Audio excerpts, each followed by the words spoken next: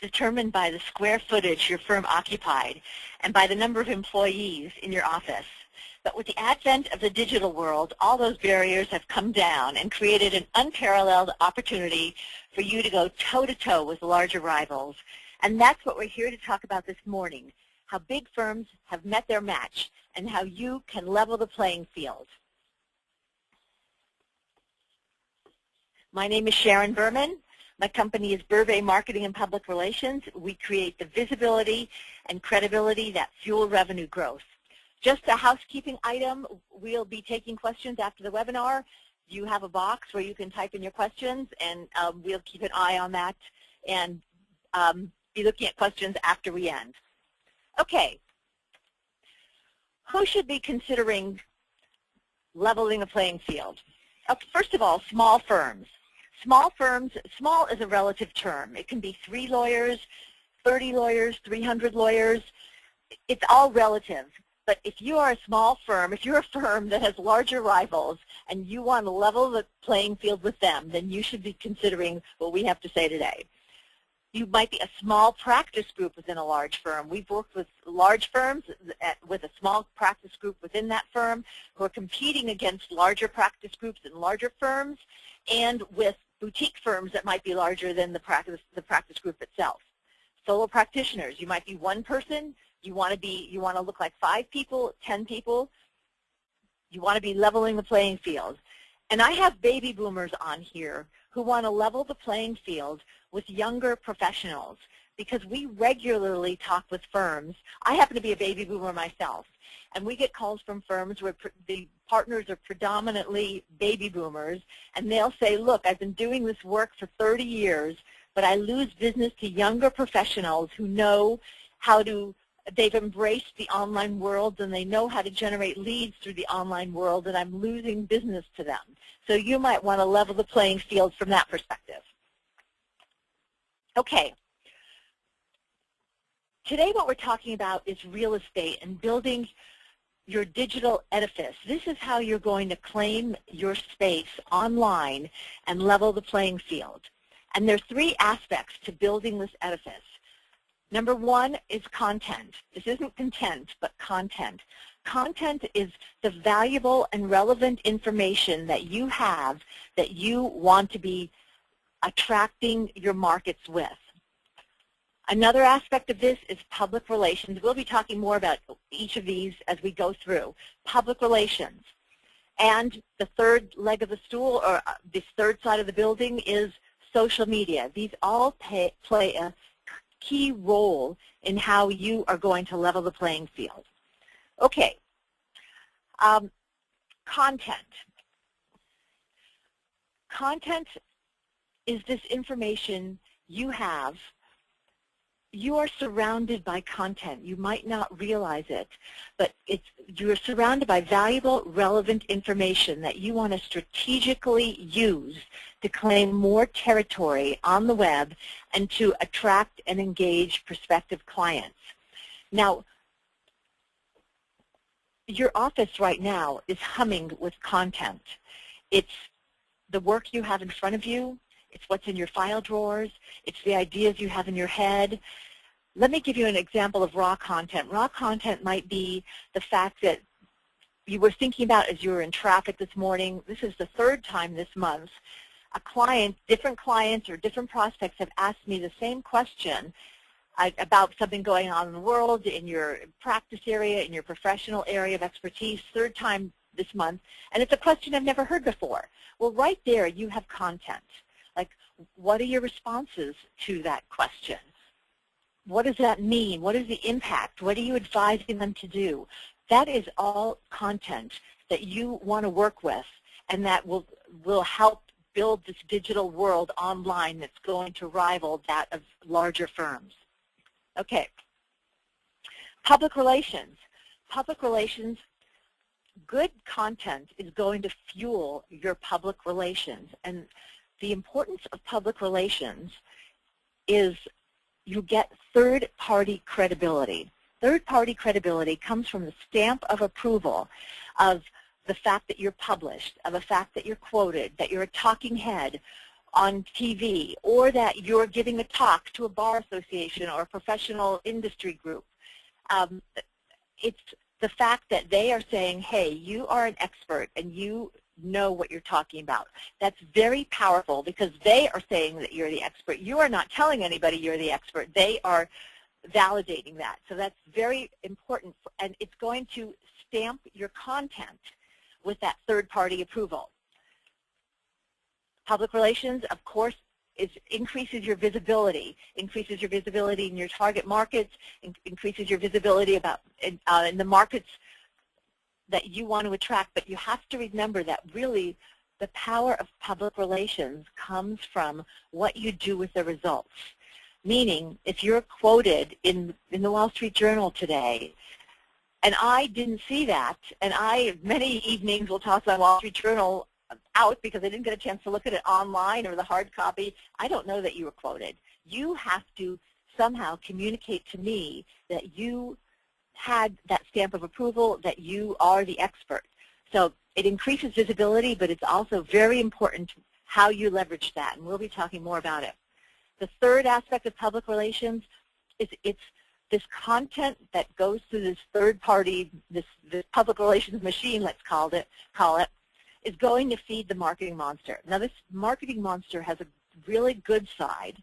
The good side is the marketing monster of social media and everything going on online today needs to be fed, and it gives you the opportunity to expand your reach much farther and to many markets that you never would have known existed before and who would never have the opportunity to know about you. That's the real positive aspect of this marketing monster. The other side of the marketing monster is that it needs to be fed, and that it's voracious and it needs material, and that's the opportunity for you to feed this material so that you can claim more of your digital acreage. Okay, so then social media. Social media is the third side of this building. Social media has three important aspects, and what I'd like you to think about, I know social media, the first thing that probably comes to mind is maybe Facebook, or, I don't know if it's for business, but what I want you to think about as you think about this is how social media can work for you in terms of building this online edifice that's going to level the playing field. First of all, social media is a distribution mechanism, and I've used this octopus here because I really do envision it as tentacles. When you feed your content that you now have a stamp of approval via public relations, when you feed that through this social media machine, these tentacles are going to go out and claim all this territory online that you are claiming as yours and other people will see as yours via your expertise. So social media is a distribution vehicle. Think of it in those business terms. It's also an engagement vehicle. It gives you an opportunity to start conversations with an audience that is interested in what you have to say. And social media is also very important when it comes to its impact on search engine rankings. The world of search engine optimization and where you come up in the results has totally changed from several years ago. And the interplay of social media and search engine optimization, SEO, they can't be separated. Where your social media campaign initiatives tremendously impact your search engine rankings, and you really can't come up high in rankings without thinking about the social media aspect. Okay, the other aspect of social media is in terms of engagement. And when you're engaging with clients, you are opening the door. You have this digital edifice, but what you are doing is opening the door and inviting these prospective clients, these leads, to come through this door, and you're inviting them through the door of your edifice into your sales funnel. And so you're pulling them through. That's one of the beauties of social media. The other thing that you want to be thinking about with social media right now is that it is unstoppable. Social media is not going to go away. It's not for kids.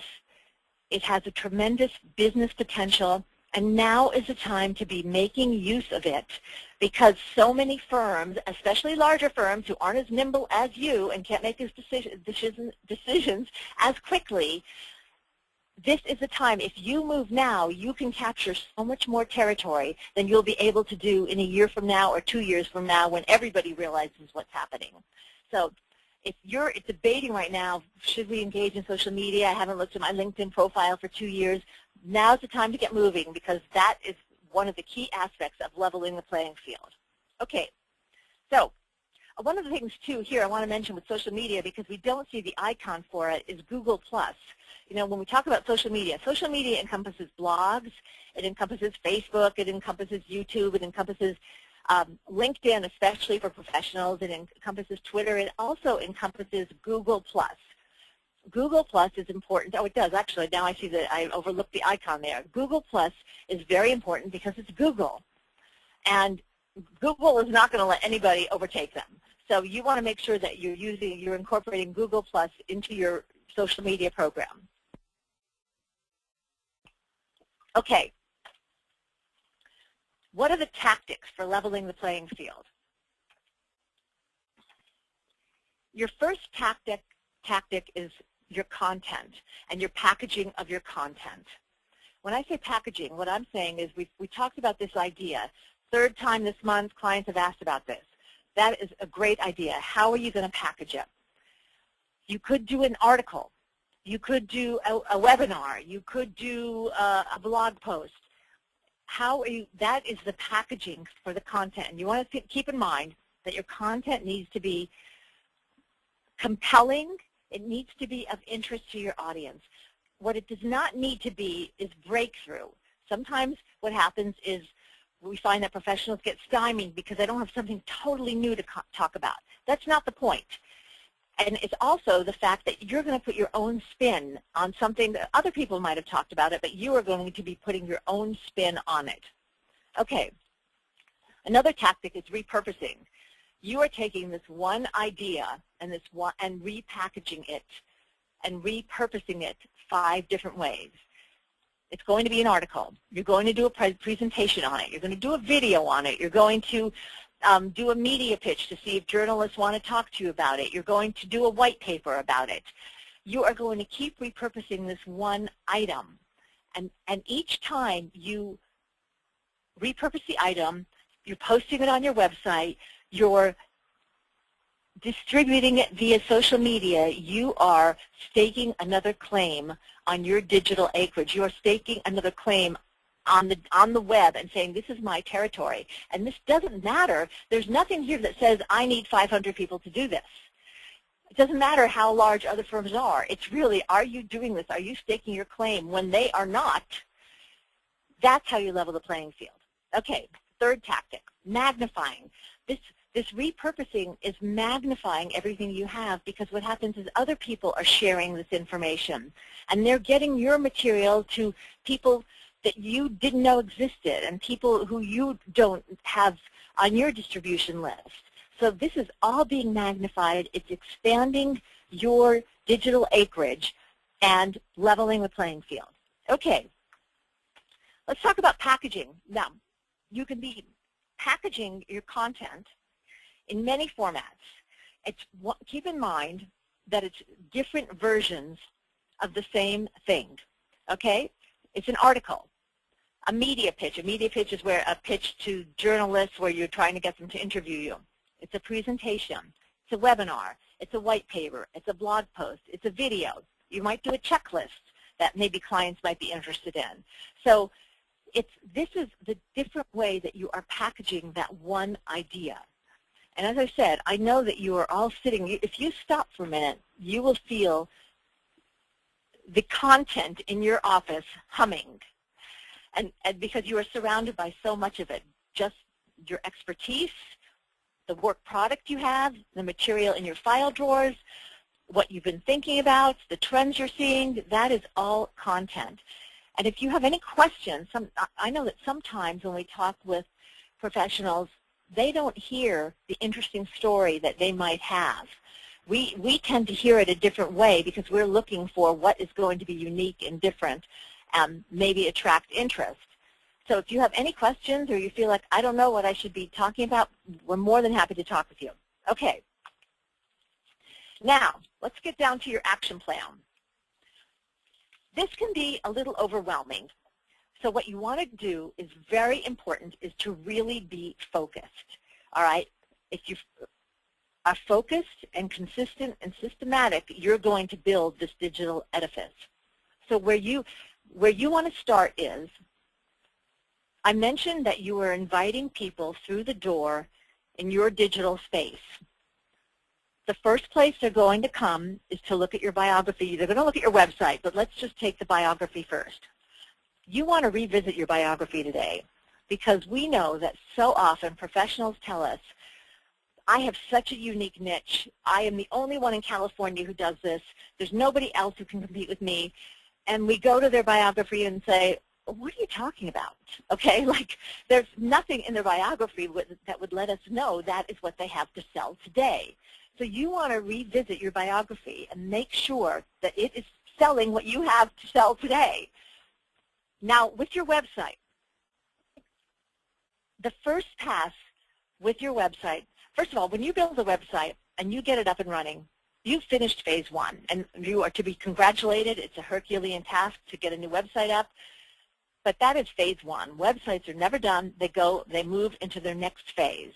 And so with your website right now, what you want to do is to revisit it, not to say, oh my God, it's so out of date or whatever. It's just to look at it and say, what is my checklist of things that need to be done?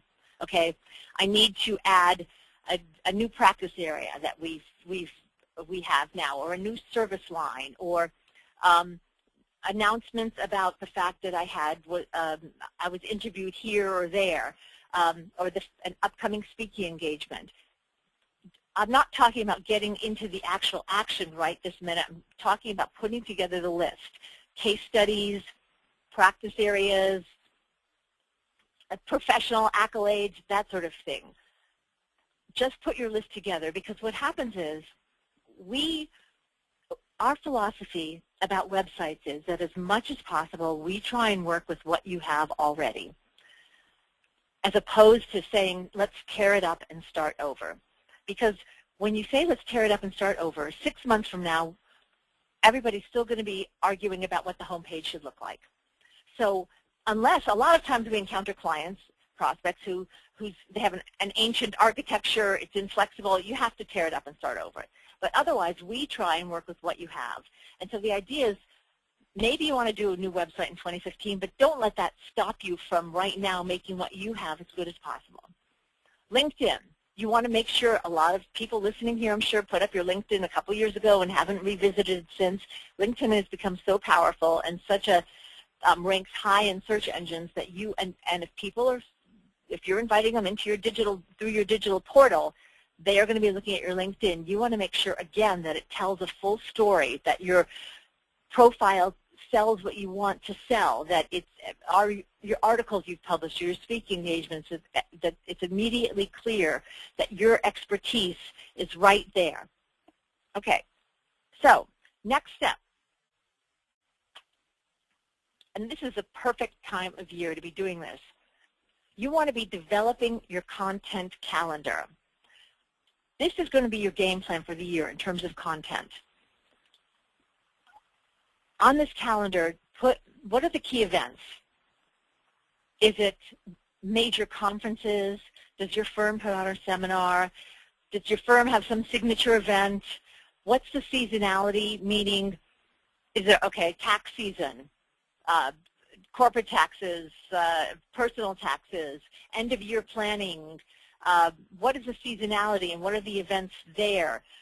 What's the news? Is there new legislation that's supposed to be coming out? Are there new regulations that are going to be coming down or going into effect in 2015? You want to be developing your timeline and just putting these events on it, because they are going to drive your content.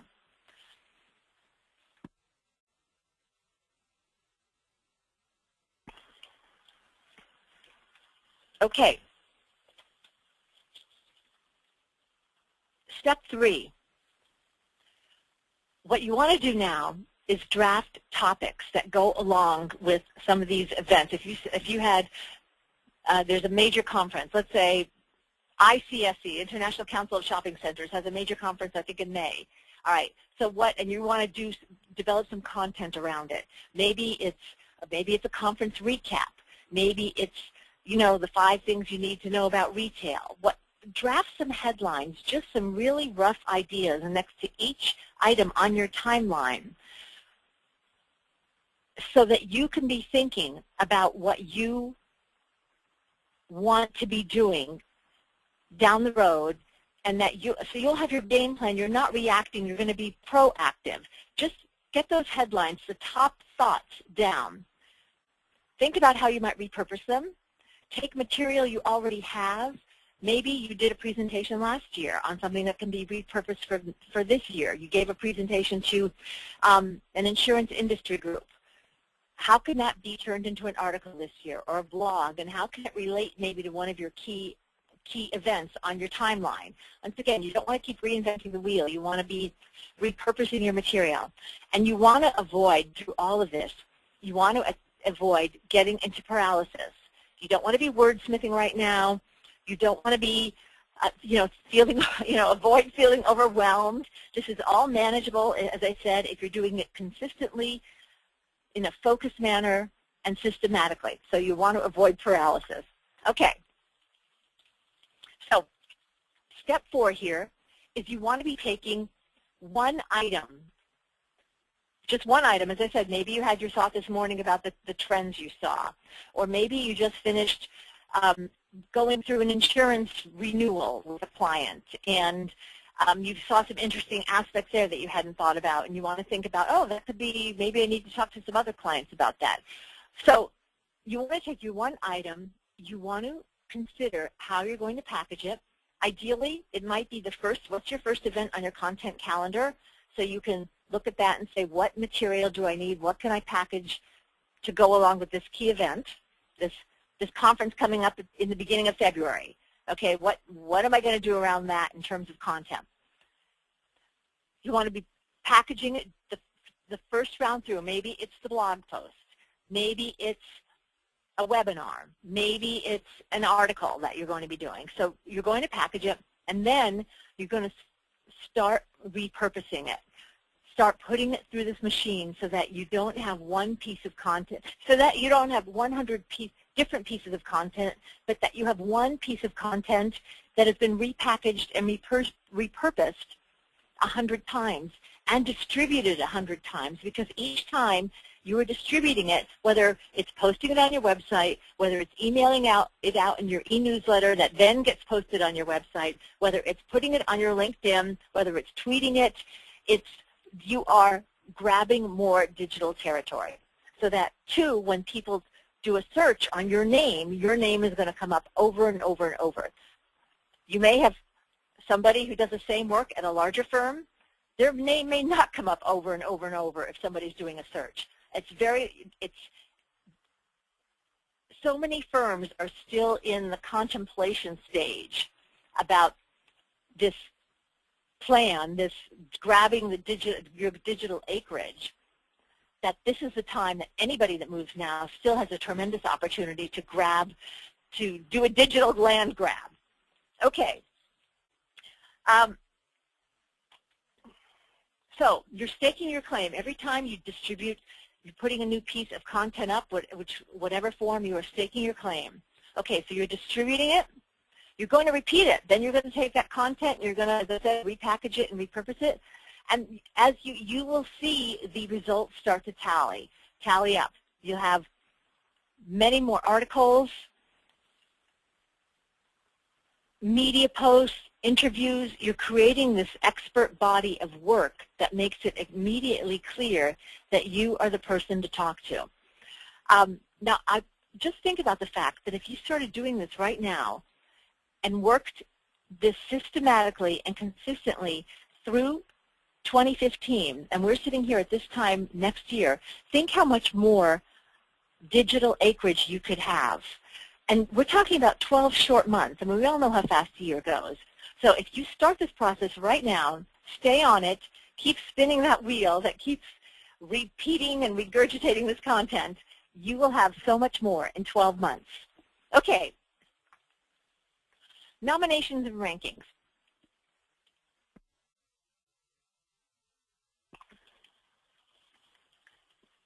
Nominations and rankings have proliferated in every professional field.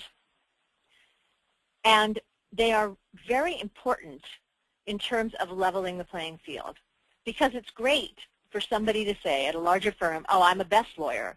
Well, if you can say, hey, I'm a best lawyer too, you know, so we're on the same playing field here, it's just a very effective way to level the playing field. And you do not need to be in a big firm in order to have a lot of these accolades. The question is, because of this proliferation, you have to consider which ones to pursue. You're probably inundated every day with some new, you know, from a new source about, you know, do you want to participate in this, in you know, the top 100 of this or the top 25 of that. So you have to be selective about what you're going to pursue. Once you've decided which ones you want to pursue, which are worth pursuing, you have to plan and you have to be persistent, because usually it doesn't happen the first time around. Planning means increasing your visibility so that it's clear when they're considering who should be on the list that you are one of the experts you should consider. One of the major professional publications told us recently that when they put together one of their top lists that everybody wants to be on, the first thing they do is they have 1,000, let's say, entries, and the first thing they do is they whittle it down to the top 200, let's say, because they go and see, well, who's been quoted in our paper in the last year? And if you haven't been quoted in the paper, then they're immediately off the list. So you want to be planning about how to make these lists, and you have to be persistent, because sometimes it takes a couple of years. So it's that persistence, and once they've seen your name for a couple of years, the chances of getting on these lists are going to increase. And once you're on these lists, then you want to magnify it in terms of using the badge perhaps on your email signature, using it definitely on your website, on your bio, and you know, wherever you can use it without being obnoxious, let's say, about it. It's a fine balance, but you definitely want to make sure you're using it and it's immediately clear that when your prospects come or see who you are, they know that you have that stamp of approval. So awards and nominations. Okay, now, you have what it takes to do this. Okay, there's no question you have what it takes to do this digital land grab, to level the playing field, to go not even toe-to-toe with larger rivals, to outstrip larger rivals who are not doing this. You have content. You have the desire, or you wouldn't be listening to this. You have some sort of online presence now, which you want to just grow and augment and increase. You may not have as much patience, but I'm sure as you see the process succeeding, your patience will grow. And persistence. I know that you are all persistent. You're all successful, and you got there by being persistent. So you have what it takes. A lot of times what the challenge is, it might be the resources, and that's oftentimes where we come in. When you don't have the time or desire to be doing a lot of this, that's usually where we come in, because it's a lot of what we do for clients. Resources can also be your own marketing department. It might be assistants in your office. You want to look and see what resources you can gather to help you pull it together. Okay.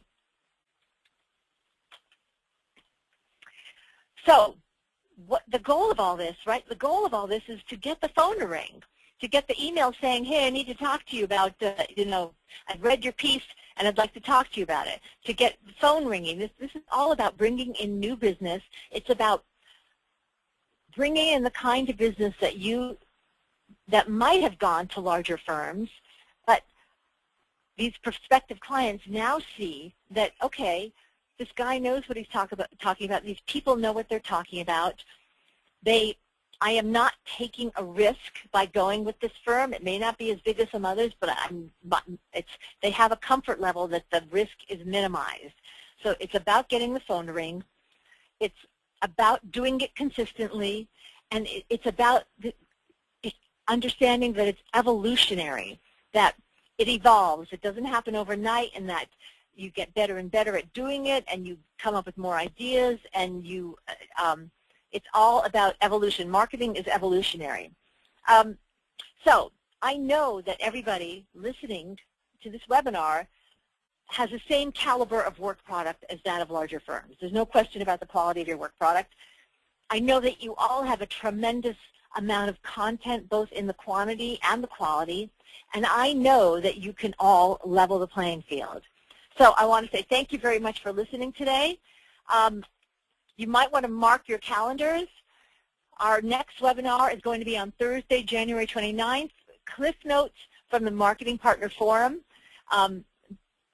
Our Senior Account Manager, Megan Braverman, will be giving you a recap. The Marketing Partner Forum is one of the landmark law firm marketing events that will be taking place at the end of January, and if you can't attend, we'll be giving you a recap and tell you everything that's worth knowing about it.